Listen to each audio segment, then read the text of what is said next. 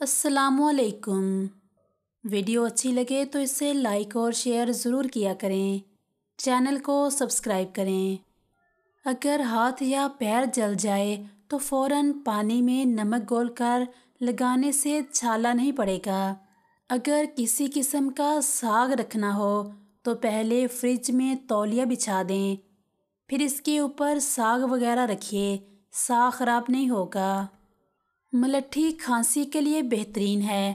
ذرا سی ملٹھی کھانے سے کھانسی کافی حد تک کم ہو جاتی ہے، لیکن ملٹھی زیادہ کھانے سے فشار خون زیادہ ہوتا ہے۔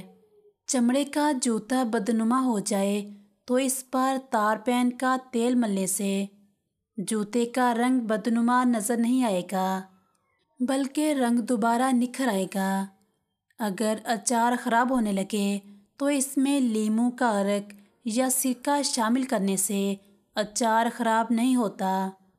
اگر آپ اونی کپڑوں پر پھٹکڑی پیس کر چھڑک دیں تو کپڑے برساتی ہوا اور کیڑوں سے محفوظ رہیں گے۔ اگر کپڑے پر سیاہی کا دھبا لگ جائے تو اس پر موم لگا کر دھوئیں۔ پیٹ کے درد میں کریلوں کا پانی پینے سے آرام آ جاتا ہے۔ اگر پانی میں نمک ملا کر فرش دھویا جائے تو مکھیاں اور کیڑوں کا خاتمہ ہو جاتا ہے۔ سردیوں میں چائے بناتے وقت ذرا سی دار چینی ڈالنے سے چائے خوشبودار ہوگی اور گلے کے لیے بھی بہتر رہے گی۔